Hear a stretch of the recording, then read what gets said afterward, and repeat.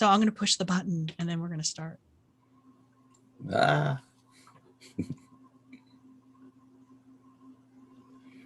All right, welcome everybody. We're live. Hi, PCC. My name is Carrie Afuso. I'm the Student Life Advisor for Pasadena City College. My pronouns are she and her, and I'm so proud to be here with you today at our last Candidates Town Hall of the spring 2020 for the spring 21-22 academic year. It's very scary. We're going into the next year. I have 4 folks here with me today who are running to lead the associate students for the upcoming year. But before we go any further, I do want to acknowledge that this event is taking place on the stolen land of the Hahamanga tribe of the Tongva Nation. And I'm grateful that we are able to be doing work here today and educating leaders that will hopefully lead us to a better, more socially just future. So please take a moment to remember those folks that came before us. All right, thank you. So the way this is going to work today is that we have 4 candidates who are running for 4 different offices. All of these folks are uncontested, but that doesn't mean that they automatically win. They still need to run for election, and you as students will be asked to vote yes or no on whether or not you approve of those folks for the job. So they're going to be here today to talk to you about why they want the job, what their positions are, and answer a few questions for you. So I've asked that if you have any questions, please put them into the chat over on YouTube, and we will go ahead and pose those questions to the candidates. Understand sometimes the questions, I will gather all the questions together and maybe roll them into one because sometimes they're all kind of the same theme. And in the meantime, we'll be asking them a few questions. Also understand that there is probably a 30-second to 60-second lag on the YouTube. So just be aware that if you type it, it may not get an automatic response because of the lag. So as we go forward from here, I'm going to kind of just call folks how I see them on my screen here. So, and I'm going to have them do a 2-minute introduction. They'll have up to 2 minutes to introduce themselves and talk about why and what they're running for. So let me get my stopwatch out. And the first person on my screen here is going to be Natalie. Natalie, you will have 2 minutes. Ready? Go.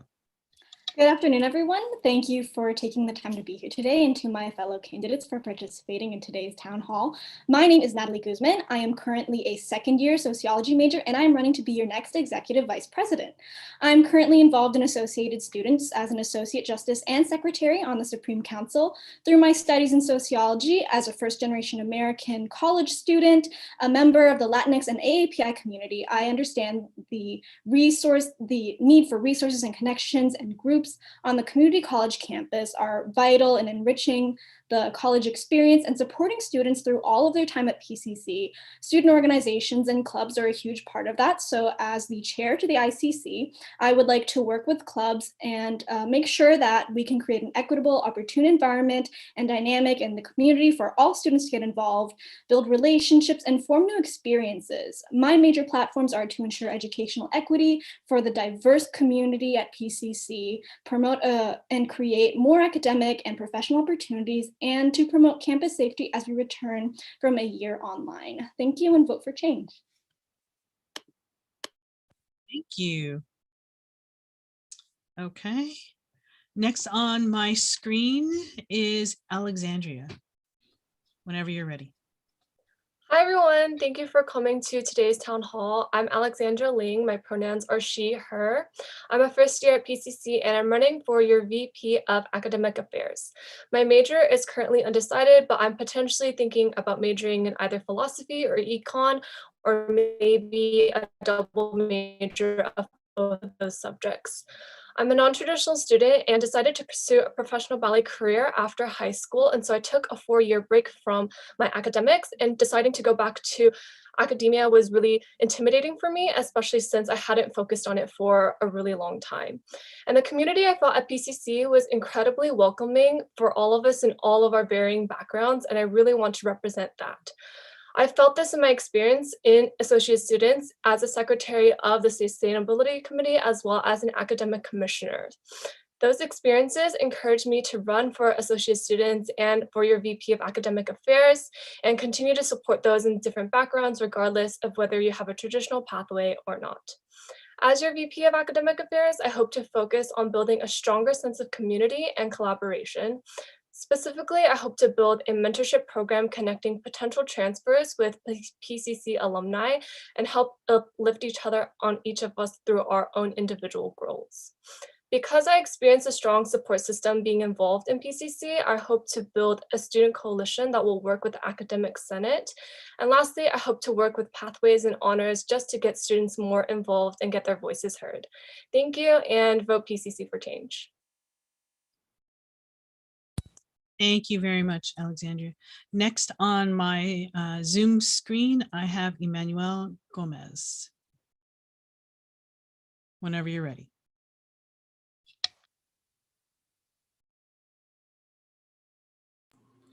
Hello, everyone. My name is Emmanuel Gomez. I am going into my 3rd year this fall as a Lancer, and the reason why I decided to run for president of ASPCC is because my calling is to be a community leader. Through many trials and tribulations, I've come to realize that some of the best support is the work that is done out of heart and not out of compensation. Given the circumstances, I recognize that the spotlight is on our generation as leaders. If we want true change, it must begin with ourselves.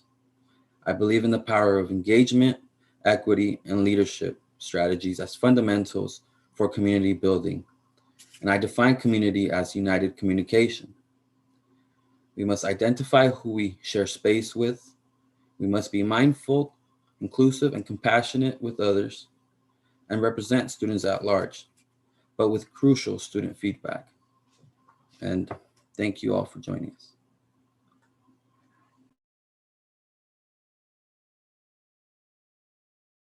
Sorry, I was muted. Thank you very much. Jay, you're next. All right. Hello, everyone. Welcome to today's town hall. My name is Jian Huang, and I'm a current 1st year at PCC, majoring in public health, and I'm running to be your Vice President of Student Services.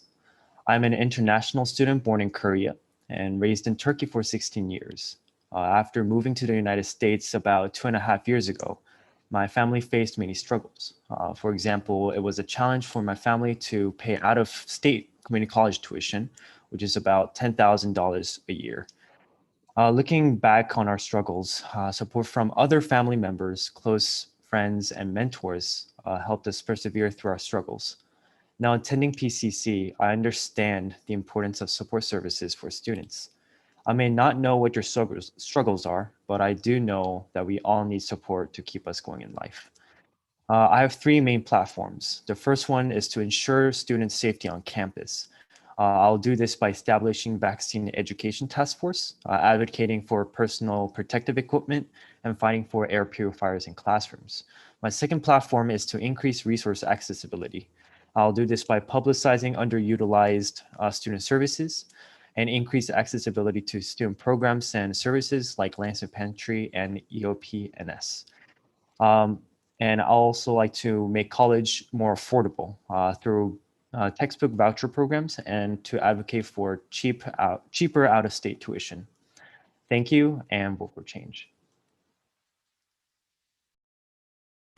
Okay, thank you very much. So ladies and gentlemen, those are your candidates who are running. There were 2 other town hall meetings where we got to meet the other candidates who were running, and those videos can be found on my ASPCC, a YouTube page, my ASPCC. So they'll be listed there. So now we're going to go through and ask questions. So this one is going to be specifically for Natalie. I think you spoke a little bit about clubs and organizations. And a key point with ICC is you have a group of 80 individuals who you work with. Please give us some idea of how you would organize communication so that everyone knows what's happening on campus.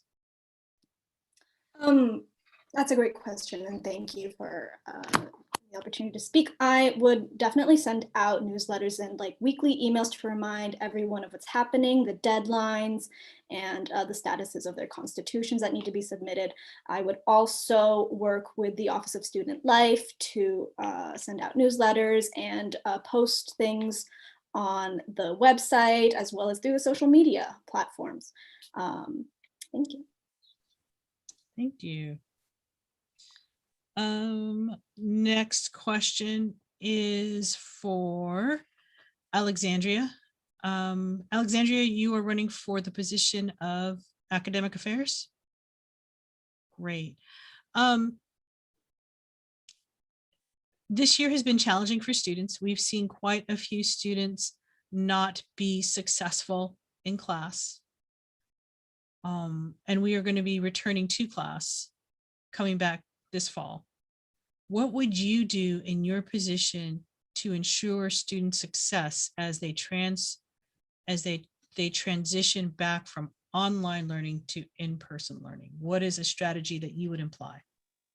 Thank you for the question. I think it is really important to create accessibility for those transitioning back and to ensure that everyone feels safe, that they are going in person. And so one of the ways would be to educate everyone on getting vaccinated and then creating a safe environment within PCC if they are going back in person, but then also ensuring that they all are aware of the resources that they have. So like online tutoring and then like in-person tutoring and the library sources and all the other resources that they have. So if they do need any kind of support, that PCC is there for them and the students are also there for them, staff, everyone. Thank you. Thank you. Okay. Emmanuel, as partly the veteran on this call here today, you have a lot of folks who are first year who've never been on campus. You've been on campus. What are you going to do? I guess it's a similar question because you have to transition your group to campus and you need to transition the entire student body to campus. So I want to know what you're going to do to make this transition work. And what is one thing? So let's hear one solid answer about what you're going to do to make transitioning back to in-person successful, knowing that you've got a group of that are 90% first-year students who've never been on campus. Yeah, thanks for the question. I think that, you know, we could be creative and try to invent new stuff, but why not use the resources that we have already? At the moment, I believe most students have a success coach within their Canvas Shell module. And some of the work that I do on campus at the moment is working with Equipo Student Advisory. And through the first year experience, we're able to work with first year experience development of support systems, as well as completion. And if we're able to use those, you know, we can help the success coaches allow that transition to be a lot more smoother than, you know, without guidance. I'm going to follow up. Thank you for that answer. I'm going to follow up. What does a support system look like to you? And what are resources on campus that make up a support system, successful support system for a student? So for me, my personal experience,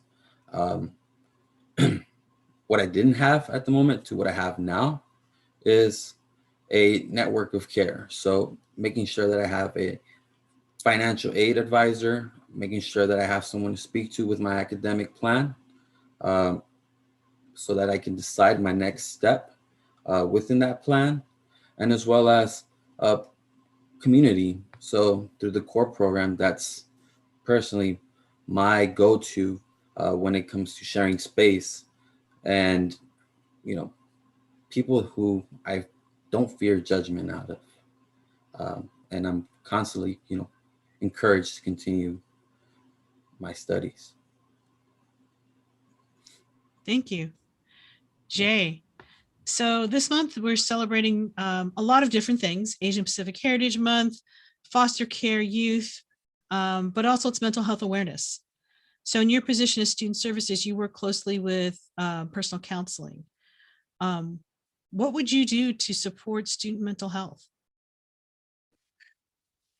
Well, first of all, I think I would like to really emphasize on the upcoming student services fair, which will provide a lot of information on what kind of services there are for those who need mental health care or personal counseling.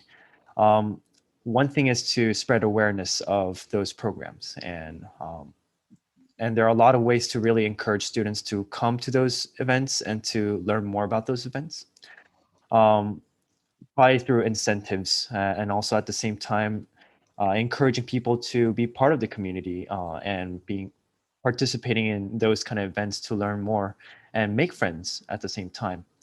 And secondly, the way how I would encourage students to, in a sense, seek out for help, because I've done research regarding how a lot of students really hide that they have um, struggles mentally, um, and I really want them to feel safe at PCC. It's a safe environment for them to really open up on what's going on in their life. We know everyone's going through struggles that we don't know.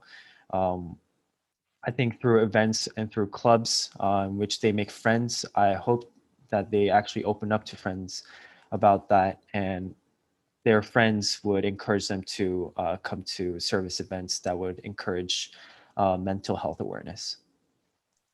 Thank you. Thank you. This question is for Natalie. Um, Again, a large part of what you do is you deal with ICC and you deal with budgeting and money.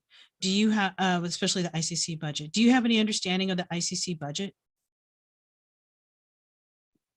I do not have a lot of understanding for the ICC budget. I have reviewed the ICC bylaws, however, and I do know that my role entails a lot of working with the Budget Finance Committee and the Vice President of Business Affairs. And I know who is running for that, Brianna Akopian, and she is excellent. I know she has a lot of experience, and I could also work with the current VP, Executive VP, and VP of Business Affairs to work on that.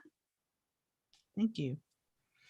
Okay, Alexandria, as Vice President for Academic Affairs, your responsibility is to interface with faculty and staff. And that can be a challenge. How would you go about interacting with faculty? Yeah, start with that. How are you going to integrate them? You have to go to Academic Senate. You have to make your voice heard. What is your plan? Thank you for that question. I think the key or one of the big components of having strong communication is being clear with your ideas and being clear with your stances. So that would just be my main thing, understanding where the students are coming from, understanding what they want, and being a representative of their needs and sending that message to the faculty as best as I can. Thank you. Kind of a follow-up to that is how will you approach faculty who you said like finding out what the students want, and oftentimes that may be at odds with what faculty want. How do you present that information, and how do you push back against faculty? What is your plan? A big thing about my personality is that unfortunately and fortunately is that I don't really back down. And so I know we have to understand both sides of the perspective. I know where the faculty is coming from, and then I also understand where the students are coming from. But then I also want to be clear for the faculty to understand this is our perspective. This may be different from what you are thinking, but then also understand where we are coming from. So mostly just clear conversation and persistence. Thank you. A question for Emmanuel.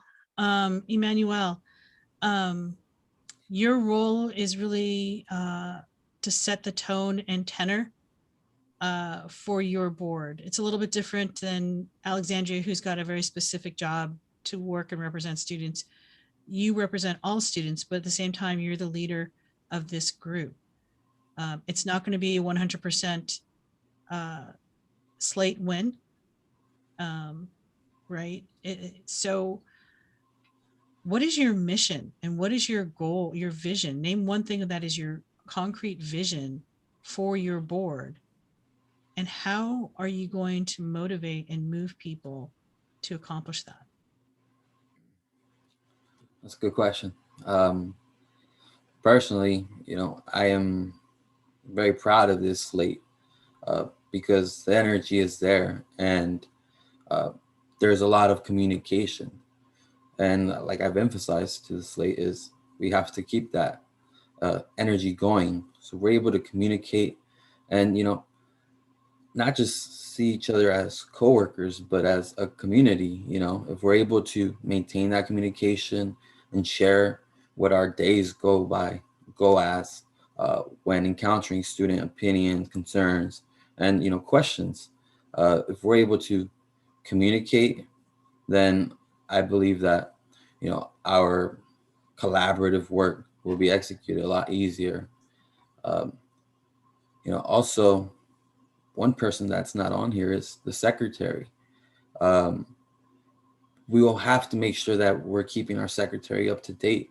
So if there's ever any questions when we're not able to get an immediate response, we have someone available to keep proper documentation of whatever it is we're going through or have noted. Thanks. What's one thing that you're leading your, what's one thing that you want to lead your board to accomplish?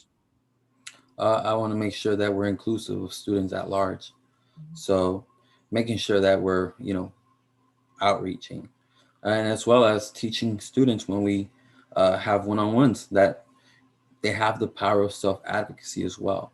So making sure that we're a community of students so that we can present the proper feedback to faculty and administration. Great, thank you. So this is kind of a question for everybody, and you'll all have a shot at answering it. If you're interested in answering first, just raise your hand. The Office of Student Life very much believes in the whole, I call it the Jedi principle, which is that we work for justice, equity, diversity, and inclusion. Looking at the folks here now, I know Emmanuel just spoke on outreach. Who's not at the table? Who's not here? Whose voice isn't here? And whose voice has traditionally not been represented by AS? And what are you going to do to make sure that they're here, that they're heard? So take a moment to think about it again. Who's not here? Who's not at the table? Who doesn't get a chance to say anything and be heard? Natalie. So just thinking about specifically who I don't see on our slate or in this meeting are people of African American heritage or Native American heritage. And I know that Pasadena does have a population of African Americans, and so does PCC. And so I would work really hard to work with organizations and clubs that are specifically for African Americans to reach out to them and hear what they have to say, because a lot of the time students may not reach out to AS specifically. We have to reach out to them and ask them what they have to say about issues, because they are a part of the school and we are elected to represent every single body on this campus. Thank you. Anyone else like to answer that question?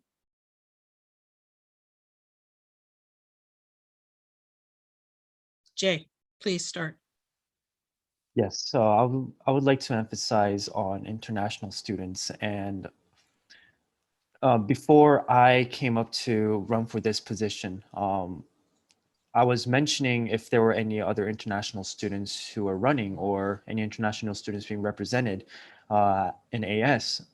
But the answers I received was that there were not a lot of people who ran for AS as international students. I've asked the International Student Center that usually they did not have any. And in a sense, by being here, it's an honor to represent the international students. And in a sense, when it comes to how expensive the tuition is compared to in-state tuition here, and at the same time, we do have great support. Our International Student Center is a great support, but it can always be better. And I would like to advocate for more for international students. Thank you. Next. Alexandria. Personally, as a non-traditional student, I see myself in the slate and running, but then I also do believe that non-traditional students could get more representation and more advocacy throughout our student body. But then specifically in AS and specifically in this slate and whoever is running this year, I don't see many people who are disabled or who have disabilities. And I believe in the last town hall, Jillian, who is running for student equity, spoke up about this, and I also agree to those who are disabled also deserve a voice. And so I would personally reach out and work with Jillian with student equity, making sure that everyone has a spot and a place at the table, even if they are not one of the 12 who are in associated students. Great, thank you. Manuel? Yes, thank you. For me, I think Natalie had kind of took what I wanted to say, but definitely just by looking at the data, our campus, information that is available to us is that there's 4% students of Black population. And that's not just emphasizing on African Americans. There is also, Afro-Latinos, and we know that the diaspora was broad. So making sure that also the Native American population, indigenous populations, which is more than likely falling under the 4%, as two or more races, because we don't even have that identity of ethnicity labeled on the pie chart of our student population. Definitely, being able to connect with Ujima, Amand, and Ascend as well. All right, thank you. So I want to go back, circle back really briefly, and I thought about it, but didn't ask at the time. Alexandria, can you give me a definition of what non-traditional is? Some folks don't know, and it may be a little broad. So what's non-traditional student? Sorry, I wasn't clear earlier, but non-traditional students are anyone who took a break after high school. So normally after high school, students apply for colleges and then immediately go to college after high school, but non-traditional students may be those who either served in the military or decided to do something else. And for me personally, that was ballet, or just decided to work immediately after high school and then maybe after decided to go back to school. So this encompasses a large portion of people. So it can be moms, it can be parents, it can be a lot of people, anyone who took a break after high school. Okay, great. So this question is for everybody, but specifically I'm going to ask Alexandria and then Jay to answer. It's a question from the audience. And it is, I do not hear much about the student government talking about students in CTE. How will you represent people like me? And that's coming from a member of the audience. So if you could tell us a little bit, first of all, what is CTE? And then how would you go about representing them? So Alexandria, since you're academic, I'll ask you to go first, and then Jay, and then we'll give the other two a chance to. Sorry, could you clarify on what you mean by CTE? So the student wants to know that folks are not talking about CTE. So I guess that's the first question. What is CTE? And that's usually our certificate programs. So folks who are not here looking for a 2-year transfer degree, they may be going for a shorter class that will lead towards a certificate. Okay. So from what I hear and your explanation of CTE sounds like anyone who, like you said, is not looking to transfer, and they also deserve a spot at the table, and their voices should also be heard, because a lot of times transfer students and those who are looking for an associate's degree do get a lot of space, and I do want to emphasize that their voices are heard. And so were you asking how to support them? Yes.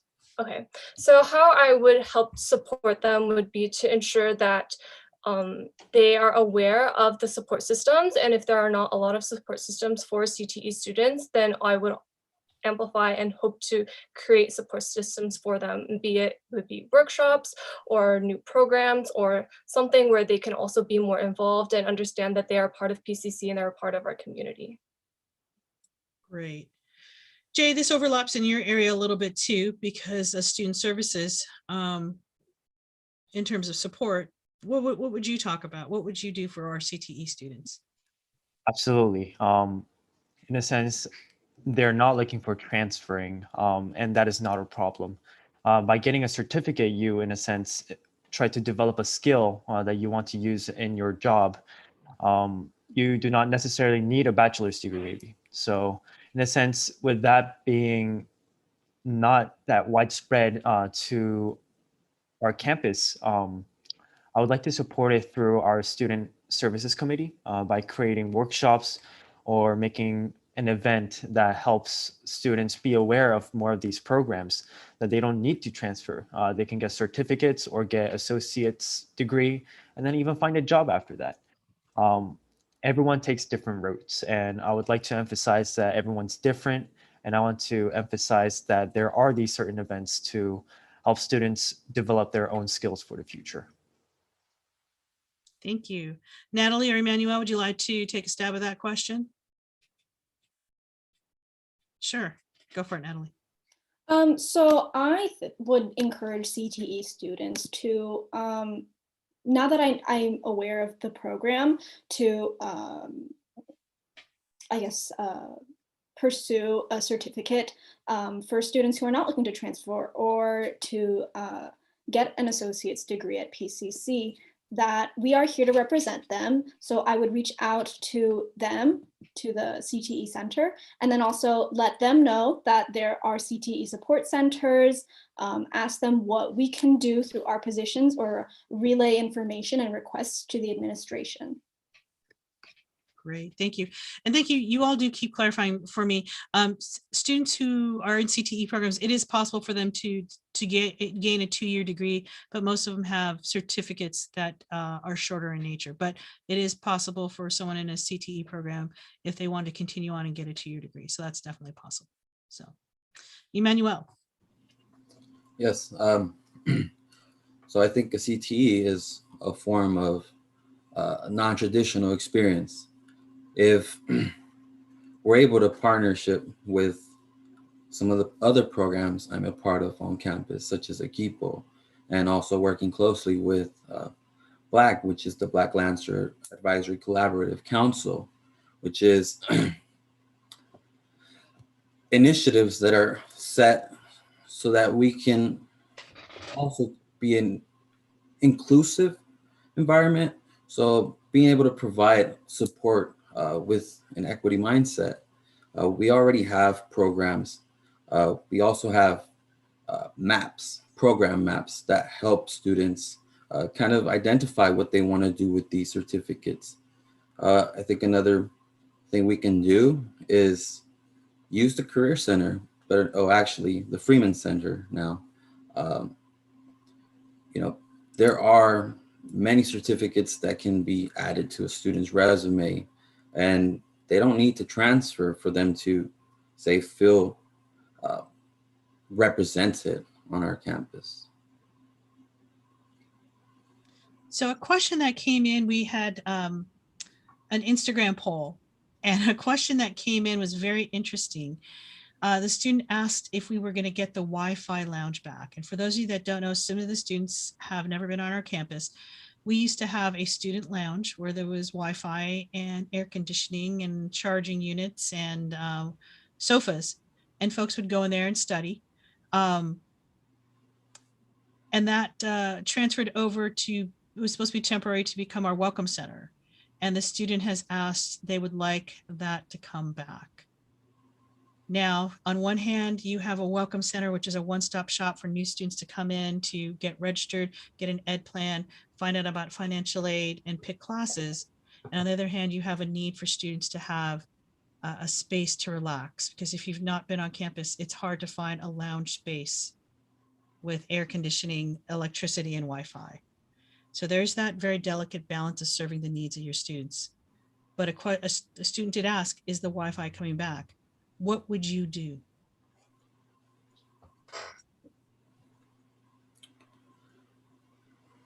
I saw Natalie and I saw Jay. Natalie, do you want to go or do you want Jay? I can go if that's okay with you, Jay. Okay. Well, in my experience, the student lounge, what it's been turned into, is very essential because I've had to go in there and get some essential like things done.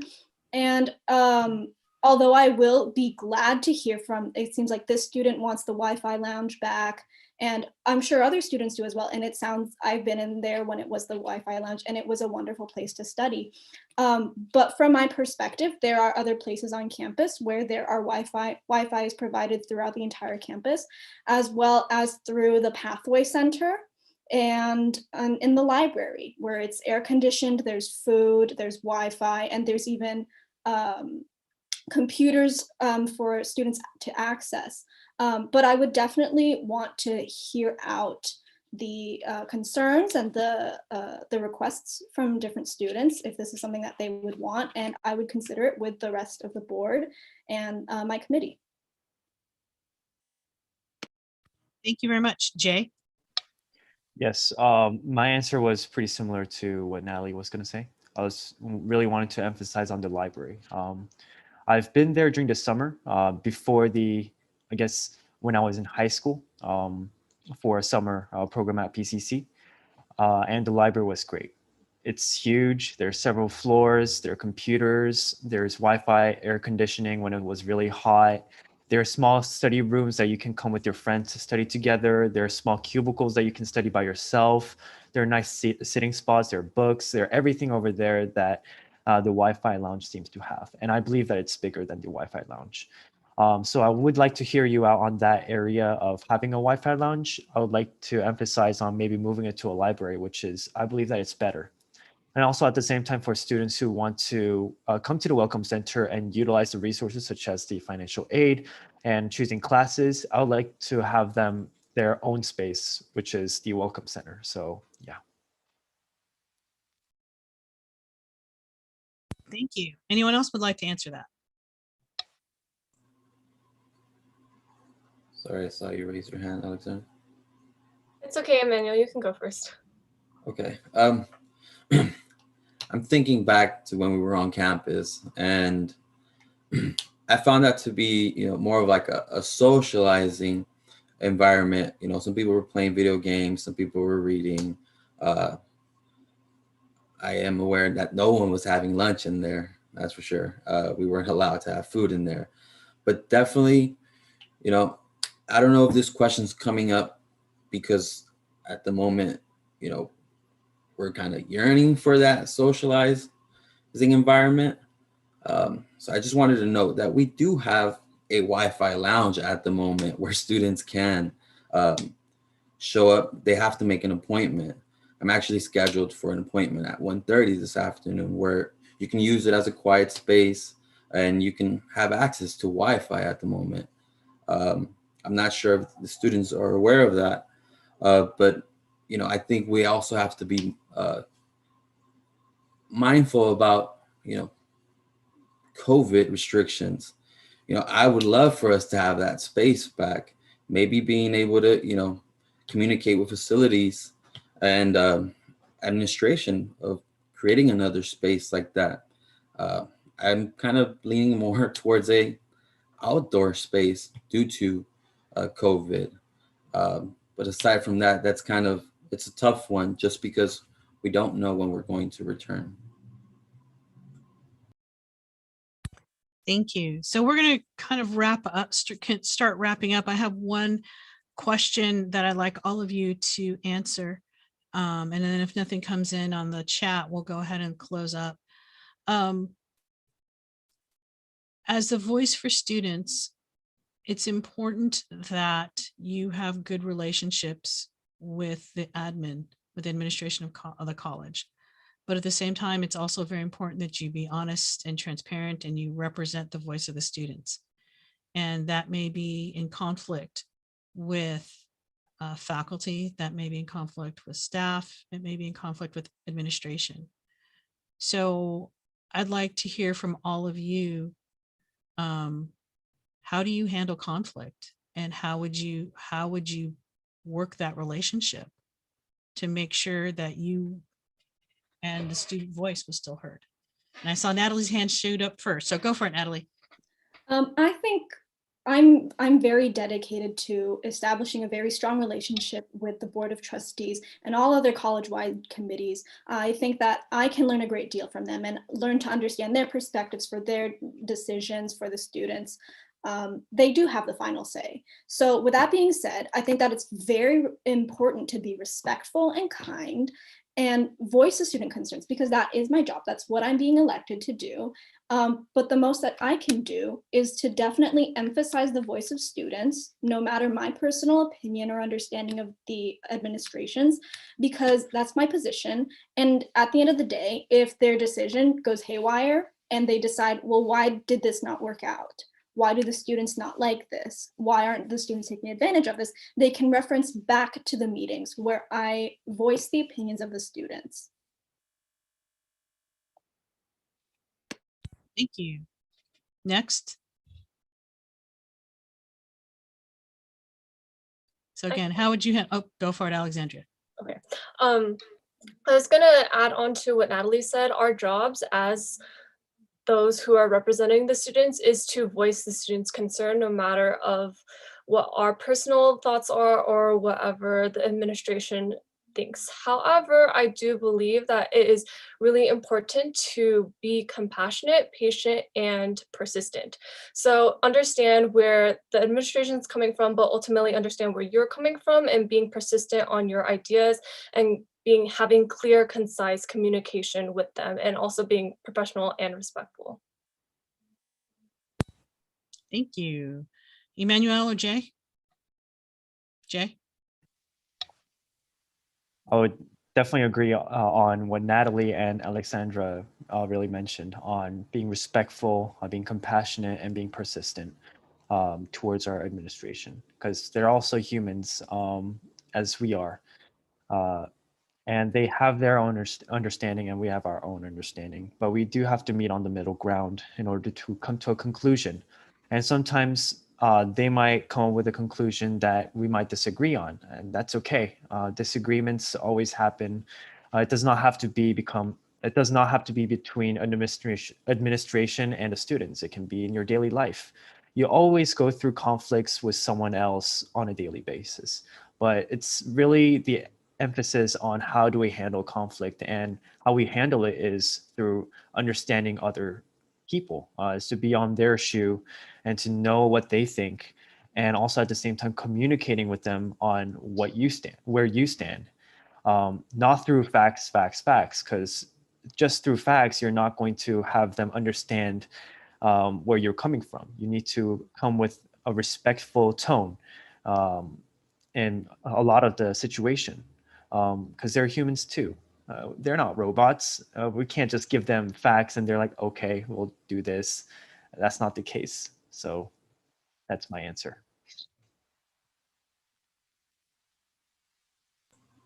Sorry, muted. Thank you, Emmanuel.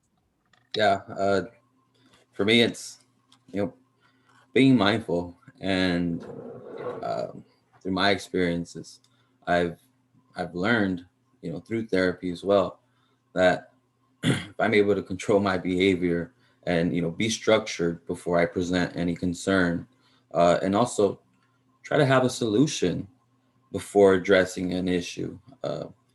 Obviously, that's from a personal, like self-advocacy, but us bringing student concerns, I don't want to say that find an ally, because I don't believe we're at war, or a co-conspirator, because I give the benefit of the doubt to administration.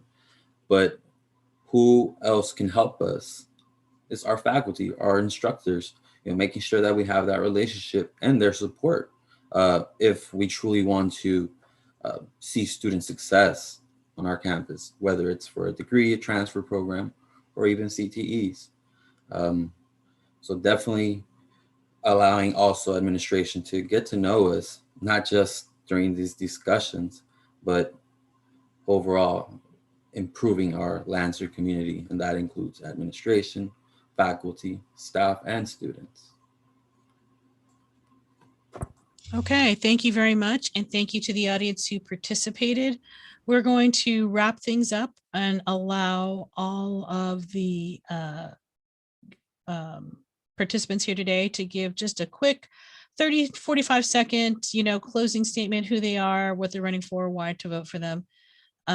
So as they're mentally getting ready for that, I just want to remind the audience that elections open tomorrow morning. It will be on Lancer Life. I've put the information in the chat. It's lancerlife.pasadena.edu. Once you go there, there will be a banner at the top of the page saying, click here. They'll take you directly to your ballot. To get into Lancer Life, you just need to know your Canvas credentials, your login and your password. And that ballot is specifically for you. So please do vote. It's open all day Wednesday, all day Thursday, closes Thursday night at midnight. So I tell people 11:59, make sure you log in by then so you can vote. And we will announce the results. The election committee is Friday at noon. And then from there, I will post the results on Lancer Life for everyone to see. We'll put up the vote count so everyone can see what the vote count was. Speaking of the vote count, I want to remind you all, your vote really matters. Last year, the presidency was decided by 2 votes. The 2 people who are running, there was just 2 votes between them. So please, please, please take the time to vote. Your vote matters. Your vote counts. It's important. The folks here are running uncontested. What that simply means is no one else signed up to run against them. Well, that does not mean they automatically get the vote. You still have that power to vote them in. You'll be given a chance. It'll say, so-and-so is running for the office of XYZ. This is the job description. We'll have a link to their candidate statement, and we'll also have a link to their town hall. You can peruse that and decide. You have to vote yes or no. If they're running uncontested, they have to be voted in by the majority of the people who vote. So if 100 people vote, they need to be 51 votes voting yes. So it is not a shoo-in that just because you're uncontested, you will be seated in the position. So there is one position that is contested, and again, it's just the person who gets the most votes.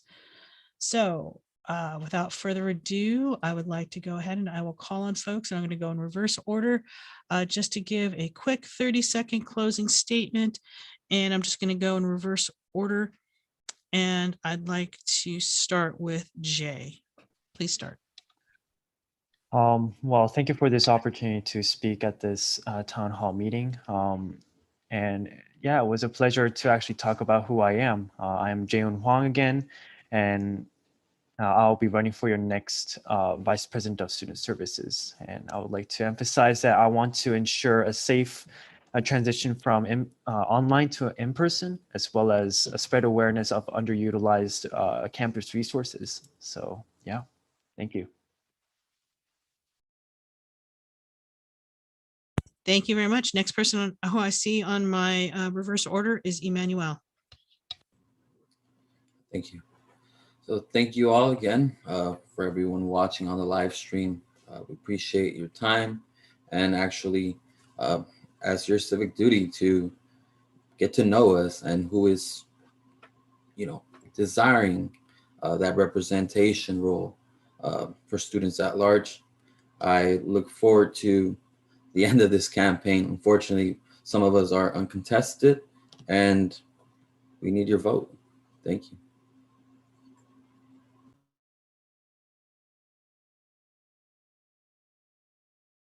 You're muted. Sorry, Alexandria. Thank you again for everyone who came to this town hall and using and understanding all of our perspectives. Again, I'm Alexandra, and I will be running for VP of Academic Affairs, and I really hope to use my position to vocalize your needs and your concerns, and hope to collaborate and create more accessibility and support for all the students at PCC. And thank you. Thank you very much. Natalie. Thank you once again to everyone for coming and listening to everything we have to say. I am so dedicated to creating and promoting new and ingenious ways to improve the college experience. And I will work so hard for all of you and to voice your concerns to the administration and connect the students to clubs, to AS, to the government.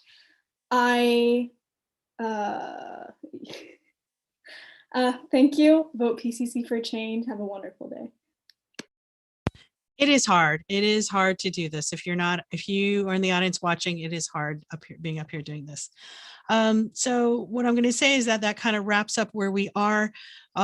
Just thank the audience for coming and thank you for the questions. And I will say this, there have been some concerns raised in the chat, and I will say every student has the right to continue to challenge the AS group. If there are some concerns that are not being answered, you don't like the answer of folks, just because they're elected doesn't mean that's their answer. This is a learning process. They are students. So there's nothing wrong with sending an email, showing up during office hours, or just dropping by when we're back in person. As you all know, we probably will be back in person in limited capacity. Associate students will be on campus. We're trying to make them visible. So if you see them out and about, feel free to stop and ask them a question, right? And say, hey, this is a concern of mine, because they are your elected officials. So please do think about that and, become involved and get involved. There's going to be a lot of committee positions open, and there's lots of opportunities for folks to become involved with associate students. So thank you all very much. Just a housekeeping note for everyone. We're going to stop, and we're going to have to stay silent because the YouTube needs to catch up to where the stream is. So, all right. So thank you all very much. And I'll let you know when we can call it a day.